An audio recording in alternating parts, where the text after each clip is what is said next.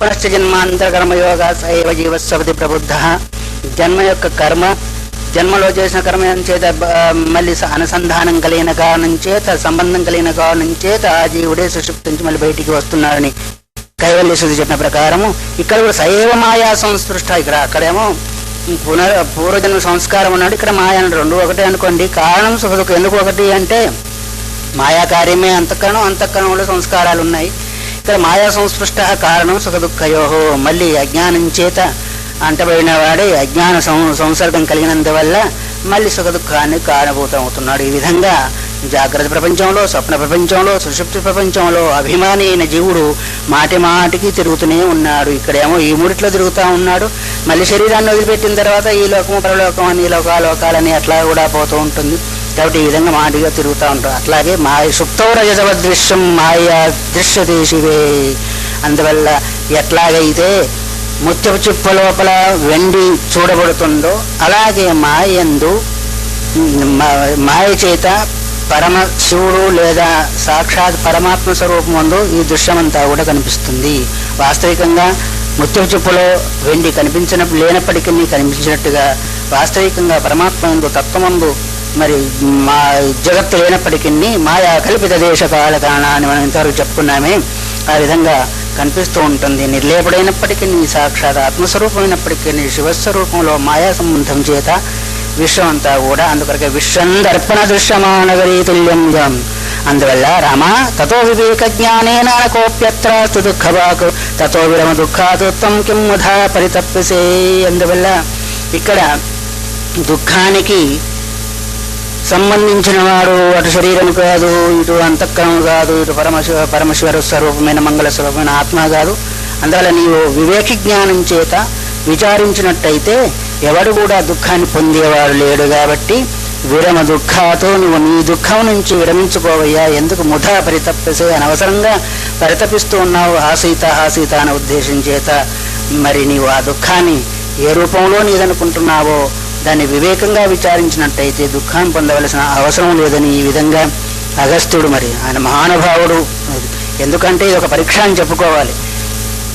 కఠోపనిషత్తులో వైరాగ్యాన్ని పొంది ఆత్మజ్ఞానం కావాలనుకున్నప్పుడు, ఆత్మతత్వాన్ని తెలుసుకోవాలనుకున్నప్పుడు ఏమో ధర్మరాజేమో సుఖభోగాలను బోధించి ఇవన్నీ ఇస్తా అని అక్కడ పరీక్ష చేశాడు. ఈయనకు తెలుసు ఈయన మహానుభావుడు, దైవస్వరూపుడు, రాక్షస సంహారం కొరకు అవతరించాలని తెలిసినా తన యొక్క కర్తవ్యం నుంచి విముఖుడై ఆత్మతత్వాన్ని పొందుతాడా లేదు ఆ కర్తవ్యం నిర్వహిస్తాను ఇక్కడ పరీక్ష. అట్లాగే మరి భగవద్గీతలో కూడా భోక్తుం భైక్షమపి ఇహలోకే, నేను భిక్షాన్నమైనా జీవిస్తానే కానీ యుద్ధం చేయనని తన కర్తవ్యాన్ని చితి రూపంలో సూచించారు అర్జునుడు. మరి అక్కడ ఒక పరీక్ష జరిగింది. అట్లాగే ఇక్కడ వాస్తవికంగా యుద్ధం చేసి రావణ సంహారం చేసే కర్తవ్యం ఈయనపైన ఉంది అని తెలుసు అగస్త్యునికి. అయినప్పటికీ తన యొక్క కర్తవ్య నిష్ఠ ఎంతవరకు ఉంటుందో అని చూస్తున్నాడు. మరి ఈ విధంగా చెప్పిన తర్వాత రామునికి సందేహం కలిగి అడుగుతూ ఉన్నాడు. మునే సర్వమిదం తథ్యం యన్మదగ్రే త్వయేరితం తదాపి నజాత్యే తత్ ప్రారబ్ధ దృష్టముల్బనం.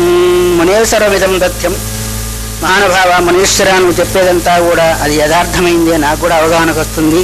కానీ తదాపి నజాత్యేత ప్రారబ్ధ అదృష్టముల్బనం, మా యొక్క ప్రారంధము లేదు అదృష్టము, దాని చేత నేను చుట్టబడిన వాడై నాలో ఉన్న దుఃఖం మాత్రం పోవడం లేదు. మీరు చెప్పేదంతా కూడా నాకు నిజమనే తోస్తుంది, కానీ నా దుఃఖం మాత్రం పోవడం లేదు. నేనేం చేసేది? ఆ ప్రారంభాన్ని నేను అనుభవిస్తున్నానా, నాకేనా కాదా అని నాకు అవగాహన కావడం లేదు. మీరు చెప్పింది ఏమో నిజమనిపిస్తుంది, కానీ నా దుఃఖం పోవడం లేదు. ఇంకా మొత్తం కొరియాద్యథామద్యం నష్టా విద్యమవిద్యం తత్ప్రారబ్ధ భోగోపి నజహాతిర్వేకినాం. ఏ విధంగానైతే కళ్ళు మద్యం తాగిన వాడికి వానికి బుద్ధి భ్రష్టమైపోయి ఒకటి ఉంటే ఇంకో రకంగా చూస్తూ ఉంటాడో, భావిస్తూ ఉంటాడో, మాట్లాడుతూ ఉంటాడో, అట్లాగే ప్రారబ్ధ భోగమని కళ్ళు తాగిన నా మతి నా యొక్క వివేకాన్ని కోల్పోయింది. జహాతి వివేకినాం. ఆ ప్రారబ్ధం అనేది ఎట్లాగైతే కళ్ళు తాగిన వాడు తన యొక్క వివేకాన్ని కోల్పోయి రకరకాలుగా భావన ద్వారా మాట్లాడుతూ ఉంటాడో, అట్లాగే నేను కూడా నా ప్రారబ్ధము దుఃఖం అనే ఆ భోగం చేత నా వివేకాన్ని కోల్పోయాను. తదకిం బహునోక్తేన ప్రారబ్ధ సచివ స్మర బాధతే మాం దువారాత్రం అహంకారో విదాదృశ. ఇంకా నేను ఎక్కువ ఏం చెప్పాలయ్యా, నీకు తెలియని విషయం లేదు, నా విషయం తెలుసు, జగత్తు విషయం తెలుసు, ఇంకా నేను చెప్పాలా? ప్రారబ్ధ సచివ స్మర, ప్రారబ్ధమని దానికి సచివ అంటే మంత్రి రూపంలో ఉన్నాడు స్మర. స్మర అంటే మన్మధుడనే భావన వస్తుంది. స్మర అంటే స్మృతి అనేది వస్తుంది. తన ప్రారంధానికి మన్మధుడు లేదా కోరిక లేదా కామం అనేది మనం ఇక్కడ తీసుకోవాల్సింది కాదు. కాకపోతే స్మృతి, పూర్వ స్మృతులు కావచ్చు, మరి మన్మధుడు కావచ్చు. ఎందుకంటే ఒక రకంగా భార్య కాబట్టి భార్య పైన ఒక మమకారము కావచ్చు. ప్రారంధం అనే దానికి ఆ మన్మధుడు లేదా స్మృతి ఒక సచివుడు, మంత్రి లాంటి వాడు. రాజుకి ఎట్లాగైతే మంత్రి అయిన వాడు అన్ని రకాలైన విధి విధానాలను బోధిస్తూ ఆ కార్యాన్ని నిర్వర్తింపజేస్తాడు, అట్లాగే స్మర అనేవాడు కూడా ప్రారంధానుసారంగా కర్మలో ప్రవర్తింపజేస్తుంటాడు. కాబట్టి దివారాత్రం మాం బాధతే, నన్ను రాత్రింబవళ్ళు కూడా ప్రారంధం బాధిస్తుంది. అహంకారోపి తాదృశం, నాలో ఉన్న అహంకారం కూడా ఆ విధంగానే నేను ఇంతటి వాడినై ఉండి ఒక అబలను, ఒక స్త్రీని రక్షించలేకపోతున్నా అనే బాధ నాలో ఉండి బాధిస్తుంది అని. అందుకొరకు తన కర్తవ్యాన్ని నిర్వహించుకునేదానికి, కర్తవ్యచ్యుతుడు కాకుండా ఉండేదానికి రాము తన యొక్క మార్గంలో, తన యొక్క దృష్టిలో ఏమాత్రం కూడా చలించకుండా ఇక్కడ ఉన్నట్టుగా కనిపిస్తుంది. అందువల్ల అత్యంత పీడితో జీవ స్థూలదేహం విముంచతి తస్మాత్ జీవాత్తే మహ్యం పాయక్రీతాం ద్విజ. అందువల్ల మహానుభావ మునీశ్వర, నేనే కాదు ప్రతి జీవి కూడా అహంకారము లేదు ప్రారంధం అనే దాని చేత బాధింపబడుతూ పీడింపబడిన వాడి స్థూలదేహం విముంచతి. అవి రెండు కూడా నా స్థూలదేహాన్ని ముంచివేస్తూ ఉన్నాయి, నా స్థూలదేహాన్ని కాల్చివేస్తూ ఉన్నాయి. దానివల్ల నాకు ఏమి తోచడం లేదు, నాకు చావాలని అనిపిస్తుంది. అందువల్ల తస్మాత్ జీవాప్తయే, నాకు నేను జీవించి ఉండేదాని కొరకు ఉపాయ క్రేతాన్వయ, నాకు ఒక ఉపాయాన్ని బోధించవలసింది. ఆ ఉపాయం ద్వారా నేను ఏ విధంగా శరీరాన్ని నిలుపుకొని ఆ శరీరం ద్వారా మళ్ళీ రావణాది సంహారం చేసి సీతను తీసుకుని వస్తాను, నా ధర్మాన్ని నిర్వర్తిస్తాను అనే ఉద్దేశం. అందువరకు ధర్మ నిర్వర్తన కొరకే ఇక్కడ తాను రావణాసుర సంహారం చేసినట్టుంది, కానీ కామం కొరకని కాదు. ఎందుకంటే కనుక రావణాసుర సంహారం అయిన తర్వాత కూడా వాల్మీకి రామాయణంలో ఒక దగ్గర కనిపిస్తుంది, నేను నీ కొరకు రావణాసుర సంహారం చేయలేదు, మరి నా ధర్మ నిర్వహణ కొరకు నేను చేశాను, అందువల్ల నువ్వు ఎక్కడికి వెళ్ళాలంటే అక్కడ వెళ్ళవచ్చు అని సీతాదేవితో అన్నట్టుగా ఒక మాట మనకు రామాయణంలో కనిపిస్తుంది. అయితే సీతాదేవి కొరకు చేయలేదు, అది కూడా ఒక ధర్మమే. రాక్షస సంహారం చేయడం కూడా ఒక ధర్మమే. ఎందుకంటే రాజుకి రాక్షస సంహారం ఎంతో, ప్రజలను రక్షించడం కూడా అంతే ధర్మం. కాబట్టి ఆ విధంగా చూసినట్లయితే భార్య అయినప్పటికీ ప్రజల్లో ఒకటి కూడా.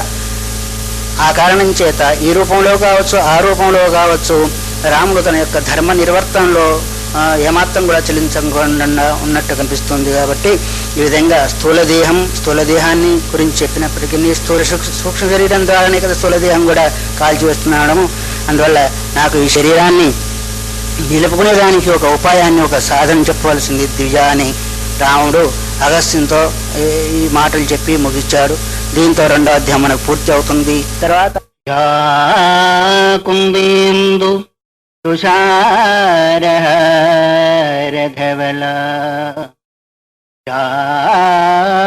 శుభ్రవస్త్రావృత యా వీణావరదండమండితకర యా శ్వేత పద్మాసనా యా బ్రహ్మాచ్యుత శంకర ప్రభృతిభిర్ దేవైః సదా వందిత సా మాం పాతు సరస్వతీ భగవతీ నిశేషజాడ్యాపః. శ్రీ శివగీత 3వ అధ్యాయం. నిన్నటి వరకు శ్రీరామచంద్రుడు అహంకారోపి తాదృశ అత్యంత పీడిత జీవ, అహంకారం చేత అత్యంత పీడితుడైన వాడు స్థూలదేహాన్ని వదిలిపెడుతున్నాడని చెప్పి తస్మాత్ జీవాప్తయ మహ్యం ఉపాయక్రీతాం ద్విజ, నేను జీవించి ఉండేదాని కొరకు, బ్రతికేదాని కొరకు ఏదైనా ఉపాయం ఉంటే చెప్పి ఆ ఉపాయం ద్వారా ఎలా నా కార్యసాధన జరుగుతుందో, కార్యసాధన జరిగినందువల్ల నేను ఎలా జీవించి ఉంటానో దానికి ఉపాయం చెప్పవలసింది అని చెప్పినప్పుడు 3వ అధ్యాయం ప్రారంభంలో ఇంకా కొంచెం అగస్త్య మహర్షి ఆయన్ను పరీక్షగా చూస్తున్నాడు. అగస్త్య ఉవాచ న గృహ్ణాతి వచ పథ్యం కామక్రోధాది పీడితః ఇతం న రోచతే తస్య ముమూర్షోరివ భేషజం మద్రే సముద్రం యానీతా సీతా దైత్యేన మాయినా ఆయా స్థితి నరశ్రేష్ట సా కథం తవ సన్నిధం. రామ, రోగం బాగా ముదిరిన తర్వాత హితైషులు ఎవరైనా మందు తీసుకోమని అంటే వానికి ఎట్లయితే రుచించదో అట్లాగే వచపథ్యం కామక్రోధాది పీడన గృహ్ణాతి. కామక్రోధాలతో పీడింపబడేవాడు మరి ఎవరైనా హితైషి మంచి మాటలు చెప్తూ ఉంటే వాడు గ్రహించడు, ఎందుకంటే వాడికి రుచించదు. నరోచతే అన్నాడు ఇక్కడ. వాడికి తోచిందే వాడికి రుచిస్తుంది, కానీ మధ్యలో ఎవరైనా హితైషులుండి అని బాగు చేయాలని ఉద్దేశించేత చెప్పినట్టయితే వాడు వినడు. ఎందుకంటే వాడు కామంతో, క్రోధంతో, లోభంతో, మనంతో, అరిషట్ బలగాలతో పీడింపబడి దానిలో నలిగి ఆ మనస్సుకు అంతఃకరణం దానిలోనే సంస్కరింపబడుతుంది. కాబట్టి ముమూర్షోరివ భేషజం అనే ఉపమానం ఇచ్చాడు. చచ్చేవాడు ఎట్లాగైతే మందు తీసుకో చచ్చేవాడికి నాకెందుకయ్యా అని అంటా ఉంటాడు. అందువల్ల తాగబోయేవాడికి మందు వాడమంటే ఎట్లాగైతే వాడికి రుచించదో అట్లాగే హితవాక్యాలు కూడా కామక్రోధాలతో పీడింపబడేవాడికి వాడికి రుచించవు.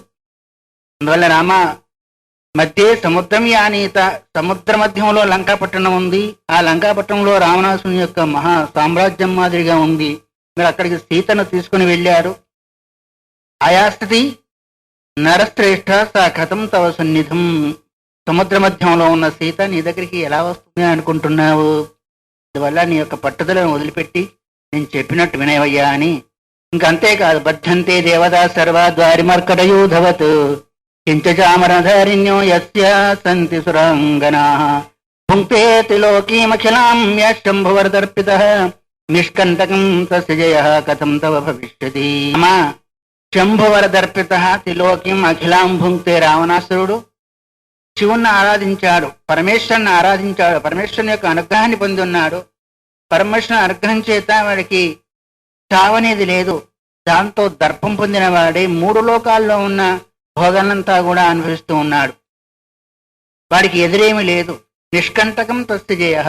నీవు ఏ బాధ లేకుండా వాడిని జయించాలంటే నీ తరం కాదు. ఎందుకంటే ఆ దేవతలందరూ కూడా బధ్యంతే ద్వారి మర్కట యూతవతు. ద్వారానికి అలంకారంగా కోతలను కొంతమంది కట్టేసుకుంటుంటారు. ఎట్లాగైతే కోతలను కట్టేసుకున్నందువల్ల అక్కడ అలంకారంగా ఉంటుందో దేవతలందరినీ కూడా వాడి యొక్క ద్వారాల దగ్గర కట్టేసుకుని ఉన్నాడు. కోతలు ఎట్లాగైతే అటు ఇటు తిరుగుతూ ఏం చేయలేకపోతుంటాయో దేవతలందరూ కూడా ఆ విధంగా. మరి వీడికి ఈ శక్తి ఎక్కడొచ్చింది అంటే శంభు వరదర్పత అన్నాడు. చూడండి, దైవం యొక్క ఆరాధనలో, దైవానుగ్రహంలో ఎంత శక్తి ఉంటుంది. దేవతలను సైతం తన స్వాధీనం చేసుకోగలిగినంత బలం ఉంది అంటే మరి సామాన్యమైన సాధకులు మనం కూడా అలాంటి ఏదో ఒక దైవ సాధన చేసినట్టయితే మరి శత్రువులు అనేవాళ్ళు మన యొక్క దగ్గరికి రారు. ఒకవేళ వచ్చినా ఏమీ చేయలేదు. అందుకొరకే దైవ అనుగ్రహం యొక్క, దైవ సంపత్తి యొక్క శక్తి అది వేరు, భౌతిక సంపత్తి వేరు. అందుకొరకే కోరకులు ఎట్లాగైతే కట్టివేయబడ్డారో దేవరం దగ్గర అట్లాగే కట్టివాడు. అంతేకాకుండా సురాంగనా దేవతా స్త్రీలంతా, అప్సరస్సులంతా కూడా చామరధారిణ్యం విష్ణుకరలో పింజామరలు తీసుకొని వారికి విసురుతూ ఉన్నారు. దేవతలను కట్టివేయబడ్డారు. దేవతా స్త్రీలంతానేమో వింజామరలు తీసుకొని వీస్తూ ఉన్నారు. ఇంకేం చేస్తారు పాపం వాళ్ళంతా కూడా. అందుకొరకే 3 లోకాల అఖిలాం త్రిలోక్యం భుంక్తే నిష్కంటకం. వాడికి ఎదురే ఉండేది 3 లోకాల భోగాన్ని కూడా అభిస్తూ ఉన్నాడు. అందువల్ల నువ్వు వాడిని ఏ విధంగా జయించగలుగుతావు నాయన. అంతేకాదు, వానికి సంతానం ఉంది, మహాబలవంతమైన వాళ్ళు. వాళ్ళని కూడా జయించాలి అంటే ఇంద్రజిన్నామ పుత్రోయ తస్యాస్తీశవరోద్ధత తస్యాగ్రే సంగరే దేవా బహువారం పలాయిత. ఇంద్రజిత్ అనే వాడు పుత్రుడు ఉన్నాడు. వాడు ఇంద్రుని జయించాడు. అందుకొరకే ఇంద్రజిత్ అనే పేరు వచ్చేసింది. వాడు కూడా ఈశ్వరోద్ధత, పరమేశ్వరుని ఆరాధించాడు, పరమేశ్వరుని యొక్క అనుగ్రహాన్ని పొందాడు. వారికి కూడా అహంకారం అనేది పెరిగింది. సంగరే బహువారం దేవాపలాయిత. సంగ్రామంలో, యుద్ధంలో దేవతలు ఎన్నోసార్లు పారిపోయి ఉన్నారు. అలాంటి ఇంద్రజిత్తుని నీవు ఏ విధంగా జయించగలుగుతావు? అందుకని రామకృష్ణ స్వామి అంటుండేవారు, ఇంద్రజిత్తు కాదు కావాలి సాధకుడైన వాడు. మనమే ఇంద్రజిత్తు కావక్కర్లే, దేవతలను మనం గెలవక్కర్లే. ఇంద్రజిత్తు అయితే సమస్త లోకాలను జయించిన వాడు కాదు. అందువల్ల ప్రతి సాధకుడు కూడా ఇంద్రియ జిత్తు కావాలి. ఇంద్రియాలను ఎవరైతే జయిస్తుంటారో వాడి యొక్క సర్వహాని భగవద్గీత దానికి కారణం. ఎట్లాగైతే తాబేలు తన యొక్క అవయవాలను ప్రపంచంలోకి అవసరం ఉన్నప్పుడు మాత్రమే వదిలి మిగతా సమయంలో తన లోపలికి తీసుకుంటుందో, అట్లాగే సాధకుడైన వాడు కూడా తన యొక్క ఇంద్రియాలను తన అదుపులో పెట్టుకున్నట్టయితే గాని మరి ఈ యొక్క కఠినమైన మార్గంలో నడవగలుగుతాడు. వల్ల ఇంద్రజిత్తు ఎట్లాగైతే ఆ దేవతలను రకరకాలుగా పంపించాడో, ఇంద్రజిత్ అయిన సాధకుడు కూడా ప్రపంచ విషయ భోగాన్నంతా కూడా ఓడించడం అంటే అర్థమేమి? తన దగ్గరికి రాకుండా చేయడమే కదా. అందువల్ల దాని అంత ఆసక్తి రాకుండా ఉండాలి. ఇంకా ముందు చెప్తూ, కుంభకర్ణ వయోభ్రాత యస్యాస్తి సరసూదన అన్యో దివ్యాస్త సంయుక్తం చిరజీవి విభీషణ. కుంభకర్ణుడు అనేవాడున్నాడు. వాడు కూడా సురసూదనుడు. వాడంటే దేవతలకు కూడా భయం. వాడొక తమ్ముడు ఉన్నాడు. అన్యో దివ్యాస్త సంయుక్తం, ఇంకొక తమ్ముడు ఉన్నాడు. దివ్యమైన అస్త్రాలతో కూడుకున్నవాడే చిరంజీవియే విభీషణుడు అనేవాడు ఉన్నాడు. వీళ్ళిద్దరు కూడా తమ్ముడు. అందువల్ల కొడుకు ఆ విధంగా ఉన్నాడంటే కుంభకర్ణుడు తర్వాత విభీషణుడు వీళ్ళిద్దరు కూడా దివ్య అస్త్రశస్త్రాలు కలిగిన వాళ్ళు, దివ్యమైన శక్తి కలిగిన వాళ్ళు. ఈ విధంగా ఉన్నవాడిని ఏ విధంగా జయిస్తా ఉన్నావి? అంతేకాకుండా దుర్గం ఏది లంక ఎలాంటిదంటావా? లంక యొక్క స్థితిగతులు కూడా దుర్భేద్యమైనవి. దుర్గం యస్యాస్తి లంకాఖ్యం దుర్జేయం దేవదానవై చతురంగ బలం యస్య వర్తతే కోటి సంఖ్యయా ఏకాకినా త్వయా జేయ సా కథం నృపనందన. లంకా పట్టణము అంతా కూడా దుర్గం యస్యాస్తి దుర్జేయం దేవదానవై. ఆ లంకా పట్టణాన్ని కూడా దేవతలు గాని రాక్షసులను గాని ఏమాత్రం కూడా జయించే వీలు లేనంతటి స్థితిలో వాడు నిర్మాణం చేసుకుని ఉన్నాడు. అభిస్వర్ణమయ్యి లంక అన్నాడు తర్వాత రాముడు. అందువల్ల దేవతలకే సాధ్యం కాదు, రాక్షసులకు సాధ్యం కాదు. ఎందుకంటే చతురంగ బలం చేస్తే వర్తతే కోటి సంఖ్య. చతురంగ బలాలు, చతురంగం అంటారు కదా, పదాతి దళము, ఏనుగ దళము, అష్టదళము, మరి ఇలాంటి చతురంగ బలాలు కోటి సంఖ్యగా కొన్ని కోట్ల సంఖ్యల చేత వాడికి ఉన్నాయి. అందువల్లనే ఏకాకినా త్వయా నజేయ సకథం నృపనందన. నృపనందన, ఓ రాజా రామ, నువ్వు ఏకాకివై ఉండి ఇలాంటి బలగాన్ని అంతా కూడా ఎట్లా జయించని సీతను తీసుకుని వస్తుంటావు? దేవతలందరూ కూడా కట్టివేయబడ్డారు. వాడికి ఇంద్రజిత్ అనేవాడు బలవంతుడైన కొడుకు ఉన్నాడు, తమ్ములు ఉన్నారు. మరి చతురంగ బలం కోటి సంఖ్యలుగా ఉంది. నువ్వు చూడబోతానా ఏకాకిగా ఉన్నావు? ఏ విధంగా అలాంటి వాణ్ణి మరి జయించాలనుకుంటున్నావు అంటే ఉపమానం చెప్తున్నాడు ఒకటి. ఆకాంక్షతే కరే ధర్తుం బాలశ్చంద్రమసం యథా తదాతం కామమోహేన జయం తస్య వివాంఛసి. ఒక చిన్నపిల్లవాడు ఉన్నారు. ఆకాశంలో ఉన్న చంద్రుణ్ణి ఒకేసారి అక్కడికి వెళ్ళి ఆ చంద్రుని చేతిలోకి తీసుకొని ఆడుకోవాలన్నట్టుగా ఉంది. బాలశ్చంద్రమసం యథా, చిన్నపిల్లవాడు చంద్రుని ఎట్లాగైతే చేతిలోకి తీసుకొని ఆడుకోవాలనుకుంటున్నావో నీవు కూడా చిన్నపిల్లల చేష్టలు చేస్తున్నావు. తం తథా కామమోహేన, కామం చేత క్రోధం చేత మోహింపబడి సీత పైన కామము, రావణసారుని క్రోధం, ఈ రెండింటి చేత నీ యొక్క బుద్ధి చెప్పినట్టు వినడం లేదు నాయన. తస్య అభివాంఛిత జయం కథం. నీ యొక్క జయంతాన్ని చూస్తున్నావు. చిన్నపిల్లవాని మాదిరి నీవు కూడా వ్యవహరిస్తున్నావంటే చిన్నపిల్లవానివే అనుకోవాలని ఈ విధంగా రావణాసుని యొక్క బల సంపత్తిని ఈ విధంగా చూయించినట్టయితే ఒకవేళ రామచంద్రమూర్తి తన యొక్క కర్తవ్య కర్మ నుండి విముఖుడైపోతాడా, లేదు నిలబడి ఉంటాడనే విధంగా వారి యొక్క బలాన్ని కూడా గుర్తు చేశాడు. ఎందుకంటే ముందు వాడిని జయించాలి కాబట్టి వాడి యొక్క స్థితిగతులు తెలిస్తే కదా వాడిని ఏ విధంగా జయించాలో, ఎట్లా తయారు కావాలో, ఎలాంటి బలాన్ని చేకూర్చుకోవాలో, ఎలాంటి ఉపాయం కావాలో అనేది కూడా అంతరంగికంగా చెప్పినట్టయింది.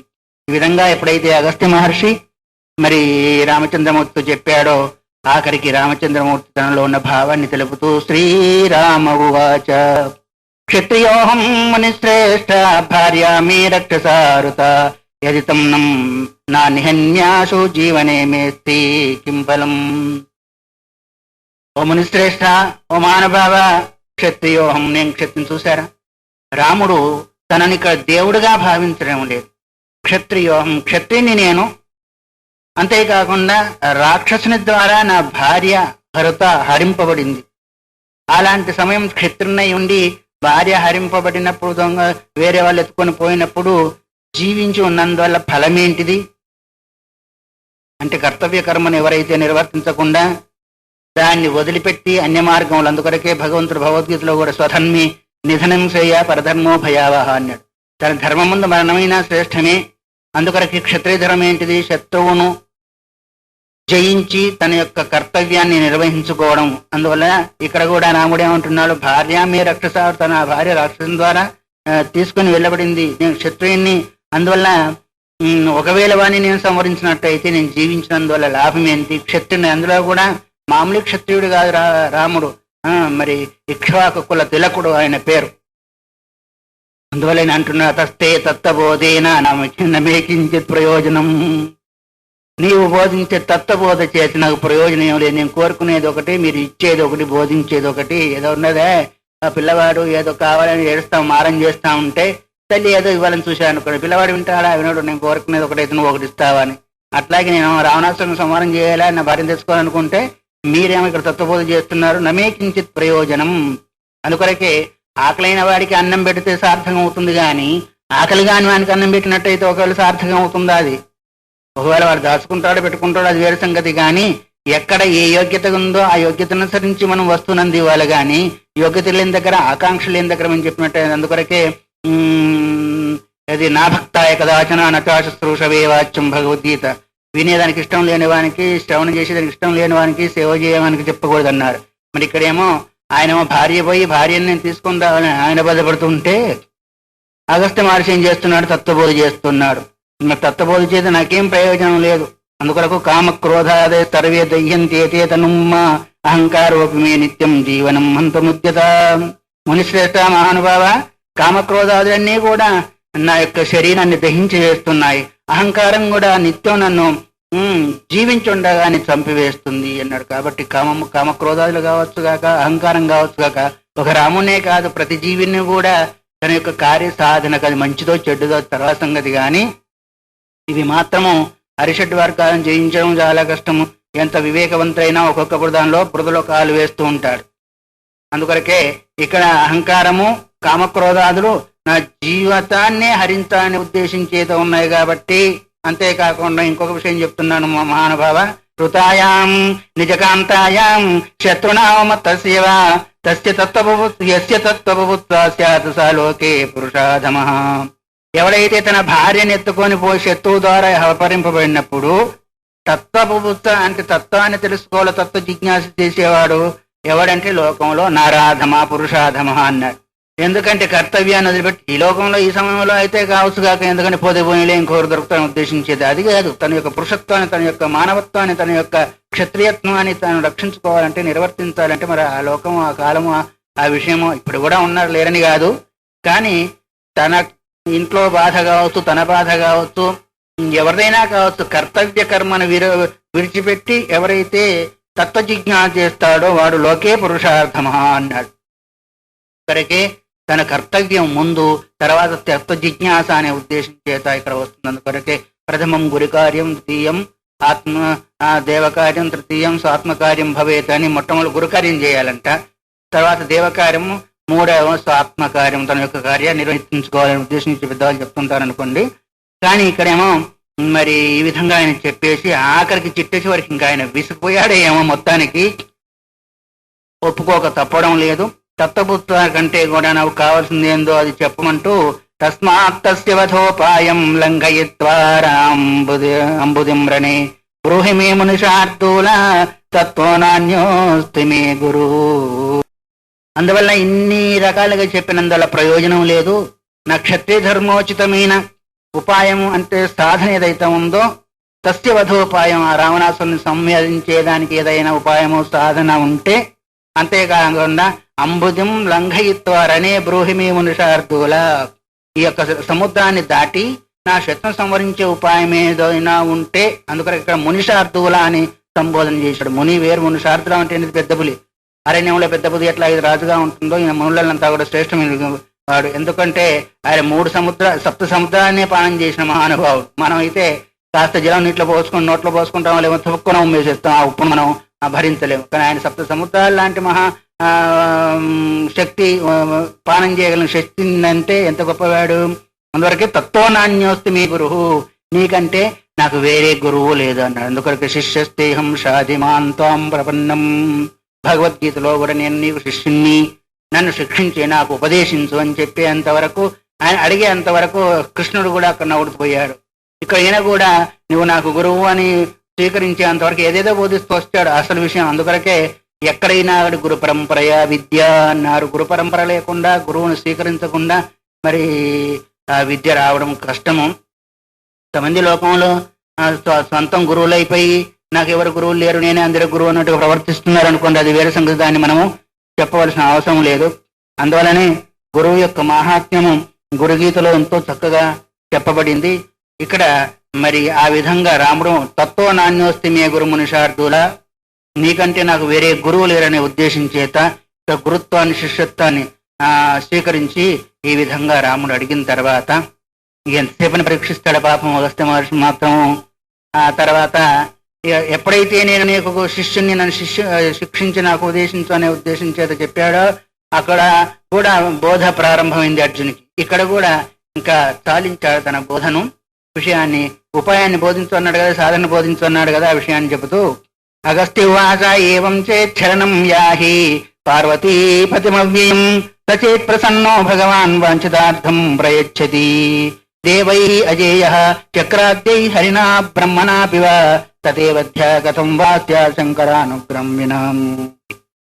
అందువల్ల నువ్వు అలాంటి పట్టుదల కలిగిన వాడివైతేనే నీవు కూడా పార్వతీపత్యం అవ్యయం శరణం యాహి, పార్వతీపతి అవ్యయుడై నిత్యమే సత్యమై ఉన్న ఆ శంకరుణ్ణి శరణు వేడు. శరణు వేడినట్టే సచేత్ ప్రసన్నో భగవాన్, ఒకవేళ ఆయన ప్రసన్నుడైనట్టయితే భగవంతుడు వాంఛితార్థం ప్రయచ్చతి, భగవంతుని యొక్క అనుగ్రహం ఉంటే ప్రసాదే సర్వ దుఃఖానాం అన్నారు కదా.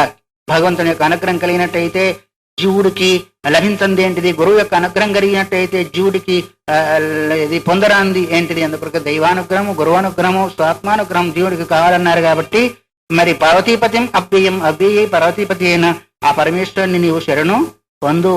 ఒకవేళ భగవంతుడే ప్రసన్నట్టయితే వాంఛితార్థం ప్రయచ్చతి, నీవు కోరిన వస్తువును ఆయన ఇస్తాడు. ఎందుకంటేవా దేవతల చేత శక్రాద్దేహి ఇంద్రాదుల చేత హరినా బ్రహ్మణ సతైన మధ్యగా బ్రహ్మదేవుడు గాని, హరి గాని, ఇంద్రుడు గాని, దేవతలు గాని మరి వాడిని ఎవరు కూడా సంహారం చేయలేరు. అలాంటి వాడిని నువ్వు సంహారం చేయలేవు కదా. ఎందుకని శంకరానుగ్రహం ఉంటే, భగవంతుని యొక్క అనుగ్రహం ఉంటే ఏదో ఒక ఉపాయం జరుగుతుంది. కాబట్టి ఆ విధంగా మరి నీవు శరణు చెందినట్టయితే నీ యొక్క కార్యం నెరవేరుస్తుందని చెప్పుతూ అతస్త్వాం దీక్షయిష్యామి విరజా మార్గమాశ్రిత తేన మార్గేణ మర్త్యత్వం హిత్వా తేజోమయో భవ. రామ, నిన్ను చాలా పరీక్షించాను. మరి నీ యొక్క భగవంతుని యొక్క అనుగ్రహాన్ని పొందాలంటే దీక్షయిష్యామి విరజా మార్గమాశ్రిత, నీకు విరజా మార్గాన్ని అనుసరించిన దీక్షని ఇస్తున్నాను. దాని చేత మర్త్యత్వం అంటే మరణధర్మాన్ని వదిలిపెట్టి తేజస్వరూపుని కావయ్యా అని ఈ విధంగా అగస్త్య మహర్షి తన యొక్క లోపలి అనుగ్రహ భావనను గుర్తు చేశారు. విరజా మార్గం అంటే ఇప్పుడు సన్యాస గ్రహణ సమయంలో కూడా మనకు అందరు కూడా విరజా హోమం చేస్తూ ఉంటారు. అట్లాగే ఇది కూడా ఒక మార్గం. ఆ మార్గాన్ని అనుసరించి నేను దీక్షనిస్తాను. అందువల్ల హిత్వా తేజోమయోభవ ఏన హత్వా రణేశత్వం సర్వాన్ కామానవాప్ససి భుక్త్వా భూమండలం చాంతేషు సాయుజ్యమాప్యతి. నేను ఏ దీక్షని ఇస్తున్నానో దానివల్ల మత్తత్వాన్ని వదిలిపెట్టి ఒకవేళ తేజో